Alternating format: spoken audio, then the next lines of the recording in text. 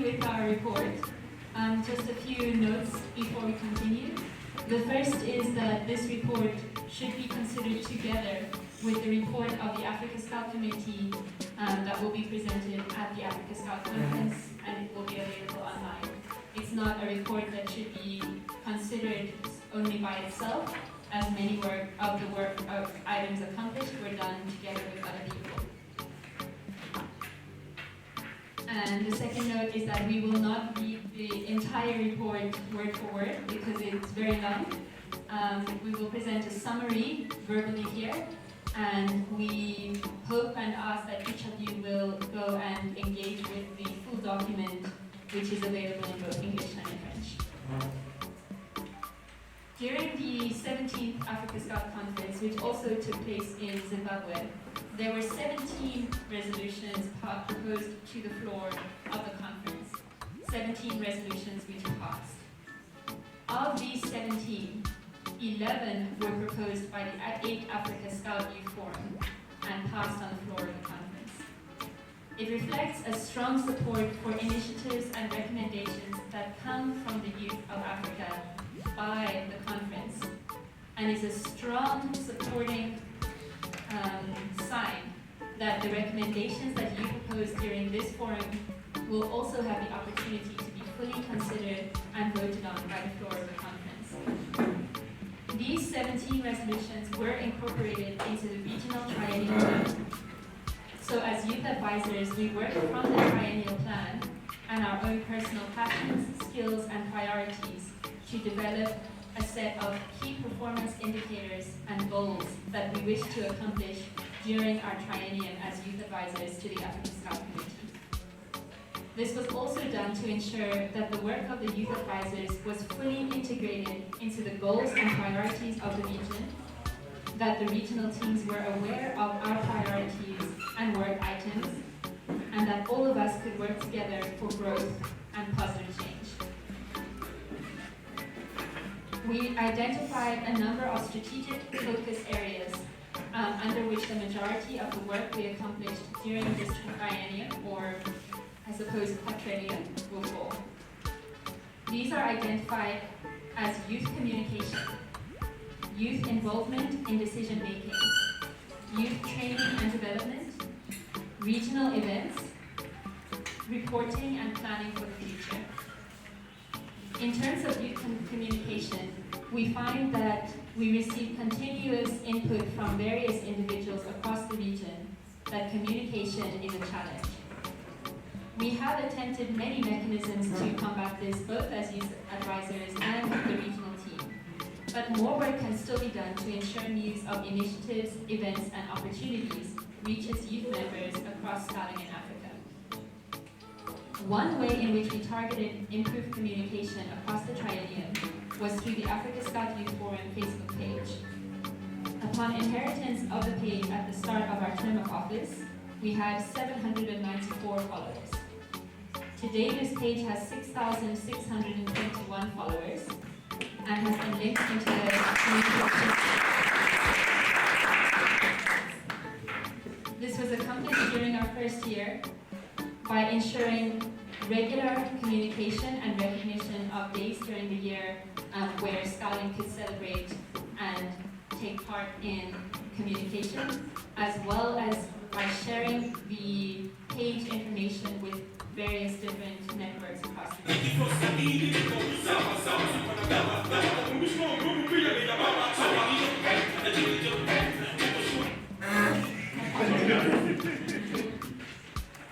We've also harnessed a network of existing WhatsApp groups within the region, not limited to the Southern Zone Scouts Desk, the East Africa Scout Youth Forum, the MOP Network, and many others. While these are not an official regional platform of communication, they are used by the youth advisors and the regional team to distribute direct reminders and communications across the Africa region. We also, for the first time, mapped out the locations and status of all national and zonal youth forums across the Africa region, and created a WhatsApp group for Scout Youth Forum chairs from both NSOs and zones across the region.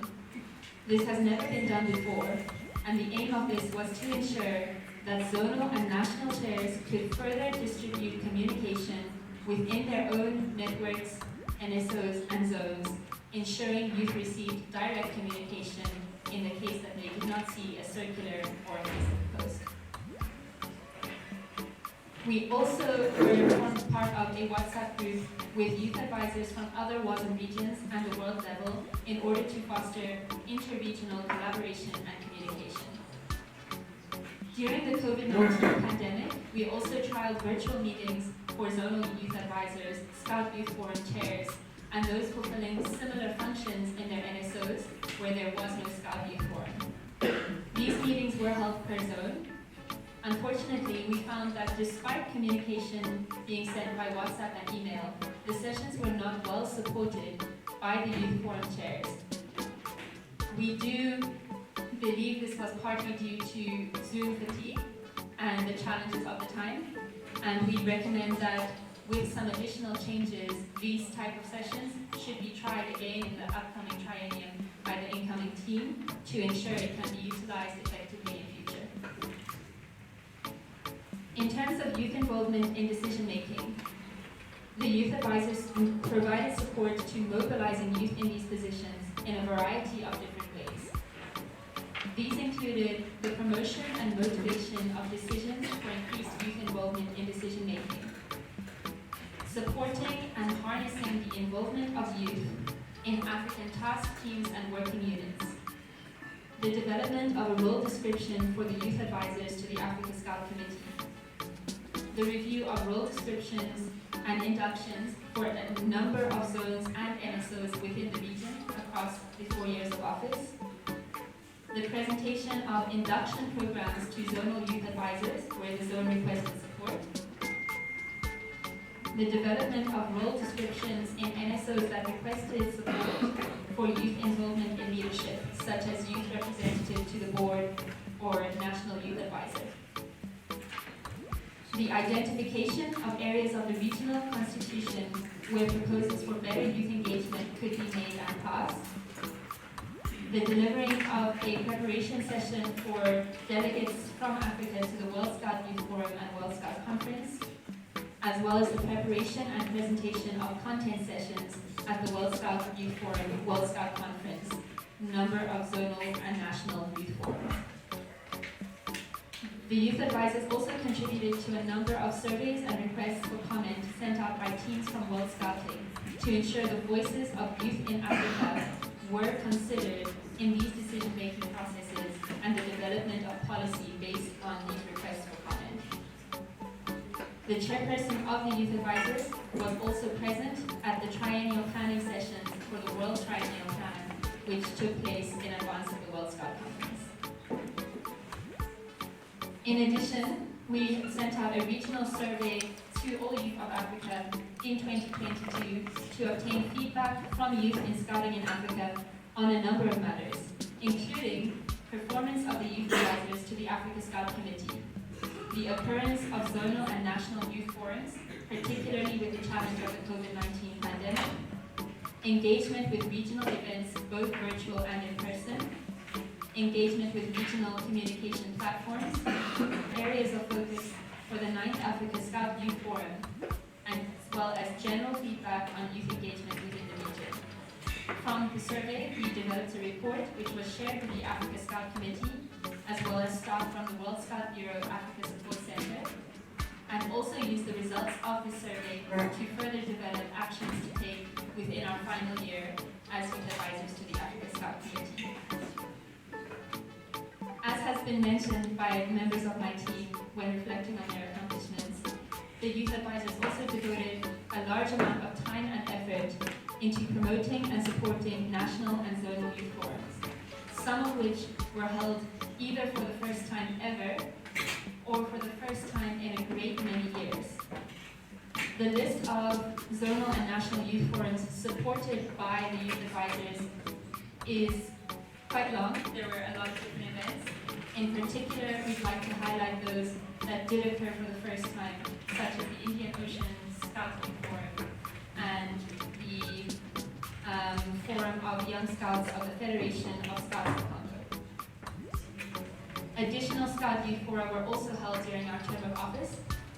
We couldn't attend all of them, but we did attend a great many of them, and we recognize and are cognizant of the progress that has been made with the holding of youth fora at national and zonal levels across the region. In addition, it is the responsibility of the youth advisors to the Africa Scout Committee and their planning team to plan and deliver this event where you all are today. I will allow you all to read the report on that rather than present a summary here. But in short, to say that there was also a full review conducted of the program, youth forum guidelines, and rules of procedure to ensure they were up to date and suitable for the event this year. In terms of youth training and development, we had a major priority of ensuring that youth in the Africa region received training, received skills, and received development across our 4 years in office. Members of the youth advisors formed part of planning teams for a large number of supporting activities and events, including the first Africa Scout Youth Forum, the first Africa Scout Youth Summit, the Youth Speak series, Dialogue for Peace training, International Leadership training, the Young Influencers program in the West Africa zone, the motivation of the release of funds for youth projects from the Africa Scout Foundation, the Safe from Harm training, advocacy and communications training, and the Schoolpreneur entrepreneurship training, which occurred for the first time in this triennial. We also attended and promoted various WASM events, which I will allow you to read in the report. We'd like to highlight work streams and task teams as an important part of the working of the region, as well as a new mechanism for volunteers that was adopted during the last 4 years. It has been done in the past at the world level, but it has not been done in the Africa region before this quadrennium. Triennium is much easier to say. The youth advisors formed part of a number of these regional working groups based on their specific skills and interests. These included the Africa Scout Mood, communication, governance, safe from harm, and many others. They also promoted the involvement of youth members from across the Africa region in these work streams to ensure representation, capacity building, and skills sharing. Task teams are seen by the youth advisors to the Africa Scout Committee as an incredibly important way in which youth can be upskilled, mobilized, and take part in decision making aside from the youth advisor structure and the youth forum structure, as they provide regular opportunity for input into decisions and communications, as well as shorter-term deliverables that inform strategy within the region. We encourage all, we would like to encourage that, or our suggestion to the Africa Scout Committee has been that in this upcoming triennium, these task teams and working units are, the positions should be filled by an open poll to allow for more young people who we may not have had contact with in the past to form part of these working groups and task teams.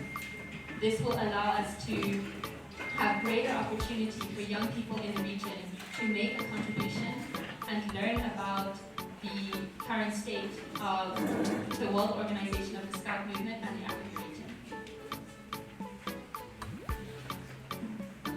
So in order to reflect on the way forward, we've been busy. It's been a very busy 4 years, a long 4 years. There have been high points, there have been low points, but there has always been progress. We'd like to note that while the youth advisor system has helped our region become more inclusive of young people and has contributed many accomplishments over the course of its existence, the system itself was always intended to be an interim system, which is clear from resolutions passed at the recent World Scout Conference. While the new events model proposed at this conference is not yet operational and will not be a requirement in the region immediately, it is clear that the youth in the region, the youth advisors in the region, and those supporting youth engagement in the region need to make strategic plans to promote readiness for this event and ensure that when we adopt new event formats, whether based on the World Scout Conference's new model or whether an innovative model proposed within our region, that this will lead to more youth engagement in decision making and governance rather than less. We recommend that systems such as Youth Forum and Youth Advisors are not seen as purely educational tools and platforms. As we mentioned in the start, where there were 11 of 17 resolutions at the previous conference proposed by the youth do have a voice and opinion that must be taken into account in the governance and decision making of a youth movement such as WASP.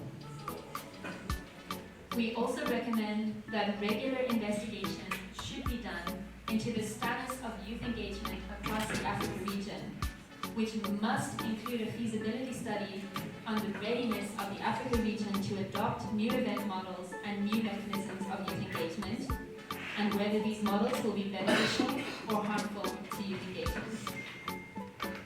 We are concerned that there may be premature dissolution of Scout youth forums across the Africa region, which may lead to a drop in experience, ability, activity, and mobilization of young people. It is an issue that must be carefully handled to ensure that youth involvement in decision-making and governance continues across the Africa region and continues to grow across the Africa region. Furthermore, the subtle barriers that we see from the perception of the youth versus the adults, which, while not official phrasing, are often utilized, create barriers to true equality in making decisions and in youth involvement in decision making. Young people must be equal actors in decision making to ensure the best possible governance outcomes within our region and our organization. We'd also like to highlight in our reflections the disparity in role and responsibility between the chairperson of the regional youth advisors and the 5 other regional youth advisors within the Africa region. There are clear challenges to making alterations to this aspect, such as financial concerns, logistical concerns, and many other concerns. But the disparity remains in place and has been seen in successive teams occupying this position within the Africa region. There must be additional steps considered and acted upon to ensure the effective operation of this team, as the disparity in role also leads to potential conflict within the team, making it less effective. A further barrier to continuous growth of youth engagement within the region is that there has been a pattern of each team of youth advisors starting afresh in the development of platforms, structures, working methods, and initiatives. A major priority of this team was to ensure a thorough handover of all structures and a very thorough induction of the incoming team to ensure that rather than starting afresh, the incoming new team of youth advisors, which will be elected tomorrow, has a starting point from which to grow so that we may develop further and faster and the role may become effective more rapidly within each triennium. Regarding the system of working units and task teams within the region, we also believe that these teams will operate more effectively if basic project management is deployed, rather than having a confusion of whose responsibility it is to manage projects between volunteers and staff within these teams. In addition to what we mentioned earlier, that these teams should be filled by open call, we believe that project management will also allow these teams to be more effective and allow both youth and more experienced members of Scouting in Africa to gain more experience and achieve more in these task teams. We'd also like to highlight that many national Scout organizations within the region experienced multiple challenges during the COVID-19 pandemic, particularly in terms of lost opportunities for Scouting in less privileged areas without access to devices and internet, which is something that is a major challenge across the Africa region. The challenge also gave us rapid pressure to make many different changes, such as virtual meetings and events, and structural changes in the region to to ensure we continue to operate. At the end of the day, we believe that this rapid pressure to change and grow was a good thing for our region and has led to a modernization of our working methods and communication methods. It is our sincere hope that NSOs will continue to recover in terms of membership and in terms of growth from the pandemic based on a new and more effective model of working. In the Africa region, there are rapidly growing numbers of youth. As was highlighted many times during our opening ceremony yesterday, these youth need to have their potential harnessed and developed. We have what we call a youth dividend across our continent, and we should make sure that youth are an investment rather than a barrier to growth. As a youth movement, we must place focus on ensuring that young people are safe from harm, equally included, trained and educated, and never subjected to tokenism in decision making. This is a great challenge and opportunity for our region and requires continuing hard work and innovation to ensure we remain inclusive, relevant, and with youth at the center of all that we do. It has been a challenging, exciting, and impactful term of office for our youth advisors. As we are accountable to you as delegates and to the previous delegates, we hope that the work that we have accomplished it meets your expectations, and while we see potential for further growth, we hope that the incoming team of youth advisors will take up this banner and continue to promote growth and development. Our challenge to both our successors as youth advisors and all youth in Africa is to keep future generations at the core of what you do and focus on doing what works in your context. Take what will work for you and implement it. Don't assume that because it works somewhere else, it does not need to be changed or altered for your context. Do what will work for your situation and your context, and you will experience great success. I'd like to close with a quote from our founder, Baby Tau. Look wide, beyond your immediate surroundings and limits, and you will see things in their right proportion. Look above the level of the things around you and see a higher aim and possibility to your work. In the past 4 years, we have seen a higher aim and possibility to our work, not just as youth advisors, but as scouts. The future will never be clear and certain. What we can do is be prepared, work with strong values and objectives in mind, and have a common goal and vision for our future. Thank you.